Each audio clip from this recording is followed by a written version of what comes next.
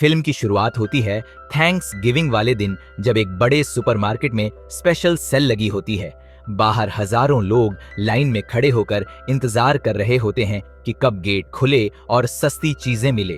लेकिन तभी स्टोर का मालिक अपनी बेटी जेसिका और उसके दोस्तों को अंदर पहले ही एंट्री दे देता है। यह देखकर बाहर खड़े लोग आग अबूला हो जाते हैं। गुस्से से भरे लोग अचानक गेट तोड़कर अंदर घुस पड़ते हैं। अफरा तफरी मच जाती है, ग्लास टूटते हैं, सिक्योरिटी गार्ड और मैनेजर तक कुचल दिए जाते हैं। भीड़ इतनी खतरनाक हो जाती है कि कई लोग जख्मी हो जाते हैं। सबसे बुरी हालत अमांडा की होती है, जो सिर्फ अपने पति मिच को खाना देने आई थी, लेकिन धक्का मुक्की में उसे इतनी चोटें लगती हैं कि उसकी जान तक चली जाती है। वहीं अंदर जेसिका और उसके दोस्त मस्ती करते हुए मोबाइल से वीडियो बना रहे होते हैं, जैसे उन्हें किसी की जान की कोई परवाह ही ना हो। इस दर्दनाक घटना के बाद सुपरमार्केट का मालिक थोड़ी सी चैरिटी करके मामले को दबा देता है, लेकिन जिन लोगों ने अपने परिवार वालों को खोया था, उनका गुस्सा शांत नहीं होता। खास बात यह कि उसी रात का सीसीटीवी फुटेज भी गायब हो जाता है। अब कहानी 1 साल आगे बढ़ती है। फिर से थैंक्स गिविंग का वक्त आ चुका है। जेसिका और उसके दोस्त अचानक अजीबोगरीब मैसेज पाने लगते हैं। एक टेबल पर उनके नाम की सीटें सजाई गई होती हैं। तभी जेसिका देखती है कि बाहर खड़ा एक डरावना मास्क पहने आदमी घूर रहा है और उसकी रीढ़ की हड्डी तक में ठंडक उतर जाती है। इधर उसी रात एक लालची औरत, जिसने पिछले साल भीड़ में एक औरत को कुचलकर मार दिया था, घर लौटने की तैयारी कर रही होती है। तभी उसे टेबल पर वही डरावना मास्क रखा हुआ मिलता है। उसे लगता है यह कोई मजाक है और वह उसे उठा लेती है, लेकिन अचानक वह मास्क उसके चेहरे पर चिपक जाता है। इसी बीच मास्क पहना कातिल हाथ में कुल्हाड़ी लेकर उसके सामने खड़ा हो जाता है। इसके बाद जो होता है वह इतना खौफनाक है कि देखकर रोंगटे खड़े हो जाएं। लीजी घबराकर गोदाम की तरफ दौड़ती है। वह मदद के लिए कॉल करना चाहती है, लेकिन फोन उसके चेहरे को पहचान ही नहीं पाता। तभी उसे लगता है कि मास्क पहना हुआ कातिल वहां से जा चुका है। मौका पाकर वह पीछे वाले दरवाजे से बाहर निकलती है, लेकिन जैसे ही चाबी ढूंढने में उलझती है, अचानक चीख के साथ एक ट्रक उसे टक्कर मार देता है। उसका आधा शरीर सुपरमार्केट के बड़े विज्ञापन बोर्ड पर लटक जाता है। उधर जेसिका और उसके दोस्तों को एक और तस्वीर मिलती है। इस बार वह फोटो उसी मोटे सिक्योरिटी गार्ड की होती है, जिसने पिछली बार अफरा तफरी में लोगों को अकेला छोड़कर जान बचाई थी। डर से कांपते हुए सब पुलिस स्टेशन पहुंचते हैं। पुलिस चीफ उन्हें समझाता है कि उस रात सुपरमार्केट में जो भी मौजूद था, अब उसकी जान खतरे में है। वो जेसिका से कहता है कि अगर वह अपने पिता मिच कॉलिन से उस रात का सीसीटीवी फुटेज ला दे तो शायद हत्यारे का पता चल सके। उधर वही मोटा सिक्योरिटी गार्ड, जिसे सब न्यूज देखकर शहर छोड़ने की सोचता है, लेकिन जैसे ही वह निकलता है, सामने वही खौफनाक मास्क आ खड़ा होता है। उसे समझ आते ही बहुत देर हो चुकी होती है। देखते ही देखते उसका बॉस और वो दोनों रहस्यमयी तरीके से गायब हो जाते हैं। इसके बाद डिनर टेबल पर उनके नामों की खाली सीटें भर दी जाती हैं और उनकी तस्वीरें सीधा जेसिका के फोन पर भेजी जाती हैं। जेसिका डर कर अपने पिता के ऑफिस पहुंचती है और गुपचुप तरीके से पुराना फुटेज कॉपी कर लेती है। पुलिस उसे देखकर चौंक जाता है, क्योंकि उस रिकॉर्डिंग से पता चलता है कि जेसिका का बॉयफ्रेंड उस सिक्योरिटी गार्ड का बेहद करीबी था, जिसने 1 साल पहले सबको धोखा दिया था। इसी बीच जेसिका की दोस्त जिम्नेजियम में अपने बॉयफ्रेंड को नया डांस स्टेप दिखा रही होती है। तभी पीछे से एक जबरदस्त आवाज आती है। शुक्र है कि वह पीछे मुड़ी हुई थी, वरना सामने का नजारा देखकर उसकी जान निकल जाती। धीरे धीरे खुलता है कि वही दोनों लड़के जो डांस कर रहे थे, असल में उन गुंडों में से थे जिन्होंने सबसे पहले भीड़ को सुपरमार्केट के अंदर धकेला था। उधर जेसिका अपनी एक और फ्रेंड और उसके बॉयफ्रेंड का इंतजार कर रही होती है, लेकिन वह दोनों देर तक बाहर ही नहीं आते। बेचैन होकर जेसिका उन्हें ढूंढने निकलती है और रास्ते में कूड़ेदान के पास उसे अपनी फ्रेंड का मोबाइल फोन मिल जाता है। खौफ में वो तुरंत पास रखी डमी गुड़ियों के बीच छुप जाती है। हाथ में कैंची लेकर किसी तरह बच निकलती है। लेकिन उसकी फ्रेंड कातिल के चंगुल में फंस जाती है। वो दूसरी फ्रेंड यूलिया को चेतावनी देती है कि सावधान रहना, लेकिन वो कहती है कि उसकी सुरक्षा की जिम्मेदारी उसके पिता ने बॉडीगार्ड को दी है और वह जल्द ही इस शहर को छोड़कर जा रही है। तभी अचानक तेज आवाज आती है और उसके पिता नीचे जाकर जांच करने लगते हैं। यूलिया सोचती है कि यह उसके पिता का बुलावा है और वो जेसिका को मैसेज करती है कि मैं जा रही हूँ, लेकिन सच कुछ और होता है। मास्क पहना हुआ हत्यारा उसे पकड़ चुका था। जेसिका और उसकी दूसरी दोस्त उसके घर पहुंचती हैं तो वहां का मंजर देखकर दहल जाती है। यूलिया कातिल के कब्जे में होती है और उसी वक्त घर में मौजूद यूलिया भी बुरी तरह मारा जाता है। जेसिका की दोस्त को बचाने के लिए डग पहली बार बंदूक उठाता है, लेकिन उसे चलाना ही नहीं आता। यहाँ तक कि उसने सेफ्टी लॉक भी नहीं खोला था।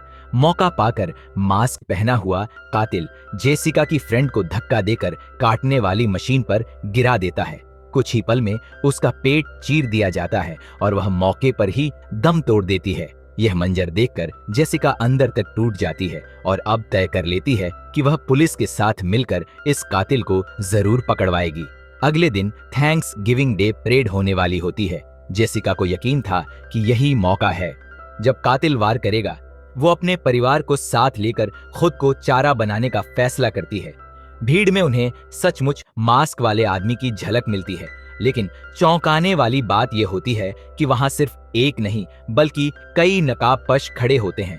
असल में यह सब लोग उसी सुपरमार्केट हादसे में मारे गए लोगों के रिश्तेदार होते हैं। तभी अचानक भीड़ में असली कातिल जोकर के रूप में आ धमकता है। वह सबको हैप्पी थैंक्स गिविंग कहकर ताना मारता है और फिर टर्की कॉस्ट्यूम पहने एक शख्स का सिर काट देता है। उसके बाद वो धुआं फैलाने वाले बम फेंककर अफरा तफरी मचा देता है। उधर जेसिका की सौतेली माँ कैथलीन बेहोशी से उठती है और देखती है कि मास्क पहना हुआ आदमी उसके ऊपर मसाले और सॉस मल रहा है, जैसे वह उसे पकाकर परोसना चाहता हो। वह किसी तरह भागने की कोशिश करती है, लेकिन कातिल उसे फिर से पकड़कर ओवन में ठूंस देता है।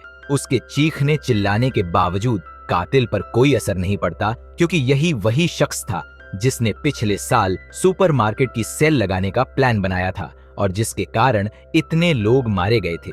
इसी बीच फॉबलर नाम का ब्लॉगर उसका लोकेशन लाइव स्ट्रीम में ट्रैक कर लेता है। पुलिस और लोग वहां पहुंचते हैं, लेकिन समझ आता है कि यह सिर्फ जाल था। दूसरी तरफ कातिल ने जेसिका और उसके परिवार को डाइनिंग टेबल पर बांध दिया है। सामने रखा डिनर देखकर सबके होश उड़ जाते हैं, क्योंकि वहां बैठी होती है जेसिका की सौतेली माँ, जो अब पूरी तरह भुनी हुई हालत में परोसी जाती है। यह देखकर उसके पति की हालत इतनी बिगड़ जाती है कि वह उल्टी कर देता है। कातिल सबको मजबूर करता है कि वह पिछले साल किए गए पाप कबूल करे। सबसे पहले वह उस लड़के को चुनता है जो हादसे के वक्त मोबाइल से वीडियो बना रहा था। लड़का माफी मांगने के बजाय चीखता चिल्लाता रहता है, जिसके चलते कातिल उसका सिर चीरकर खत्म कर देता है। फिर वह एक टुकड़ा काटकर जेसिका के पिता को खिलाने के लिए मजबूर करता है, लेकिन तभी मौका पाकर डग रस्सियां तोड़ देता है और जेसिका को लेकर भाग निकलता है। कातिल उनका पीछा करता है और डग को गंभीर चोट पहुंचा देता है। जेसिका किसी तरह सड़क पर निकल आती है, जहां उसे गिरा हुआ पुलिस दिखाई देता है। वह पुलिस की बंदूक उठाती है और कातिल के पीछे जाती है, लेकिन पास जाकर देखती है कि यह शख्स और कोई नहीं बल्कि उसका एक्स प्रेमी है बॉबी, जिसका हाथ पिछले साल भगदड़ में कुचल गया था। यह देखकर जेसिका दंग रह जाती है। उसी वक्त पुलिस पीछे से प्रकट होता है और उसे कहता है, तुम बाहर निकलो, इसे मैं संभालता हूँ। सब जगह तलाश की जाती है, लेकिन बॉबी का कहीं कोई सुराग नहीं मिलता। हालांकि जेसिका के पिता और उसके दोस्त सुरक्षित बाहर निकाल लिए जाते हैं। पुलिस जेसिका को घर छोड़ने की बात करता है, लेकिन तभी जेसिका की नजर उसके पैंट के नीचे अटकी हुई घास की बारीक टहनियों पर जाती है। यह वही घास थी जो सिर्फ उसी रास्ते पर थी जिस रास्ते से वो कातिल से बचकर भागी थी। अब सवाल उठता है, पुलिस के पास यह घास कैसे आई? वो दिखावा करती है कि सब ठीक है, लेकिन पुलिस उसकी आंखों की घबराहट भांप लेता है। जब सच सामने आने ही वाला होता है तो उसका असली चेहरा उजागर हो जाता है। दरअसल बॉबी को भी उसी ने बेहोश किया था और उसे मास्क पहनाकर सबके सामने बलि का बकरा बना दिया था। जेसिका कांपते हुए पूछती है, तुमने यह सब क्यों किया? तभी वह बताता है कि पिछले साल भगदड़ में ट्रॉली से कुचली गई जो औरत अमंड मरी थी, वह उसकी जीएफ थी और वह औरत गर्भवती भी थी। उसकी मौत से उसका पूरा घर उजड़ गया और अब वह सबको दोषी मानकर बदला ले रहा था। इतना कहकर वो जेसिका पर हमला करने बढ़ता है, लेकिन तभी जेसिका चालाकी दिखाती है। उसका मोबाइल पहले से रिकॉर्डिंग पर था और पुलिस की सारी बातें लाइव स्ट्रीम पर चली जाती हैं। यह देखकर वो चीख पड़ता है, तुमने मेरी जिंदगी बर्बाद कर दी जेसिका। इसी बीच बॉबी किसी तरह बच निकलती है और जेसिका के साथ कार में बैठ जाती है। दोनों गाड़ी स्टार्ट करके भागते हैं, लेकिन पुलिस पीछे से लटक जाता है। तभी कार रस्सी में फंसकर रुक जाती है। जैसे जैसे वह जेसिका के करीब आता है, जेसिका उसे धोखे से पीछे रखे गैस बलून की तरफ निशाना साधती है। अगले दिन सर्च ऑपरेशन शुरू होता है, लेकिन पुलिस की लाश कहीं नहीं मिलती। तभी सबकी नजर एक फायरमैन की ड्रेस पहने शख्स पर जाती है, जिसके हाथ में चमकती हुई कुल्हाड़ी होती है और यहीं फिल्म खत्म हो जाती है। वैसे एक बात सोचने वाली है, जिस औरत की मौत सुपरमार्केट की भगदड़ में हुई थी, उसका पति तो वहीं का कर्मचारी था और वह सिर्फ अपने पति को खाना देने आई थी। अगर उसके पति ने बदला लिया होता तो बात समझ में आती, लेकिन यहां तो कहानी घुमा फिराकर पुलिस पर डाल दी गई। ये ट्विस्ट थोड़ा जबरदस्ती का सा लगता है। तो दोस्तों, आपको क्या लगता है, ये एंडिंग सही थी या बस खींचतान वाला ट्विस्ट था? बताइएगा कमेंट्स में। मिलते हैं अगली मूवी एक्सप्लेनेशन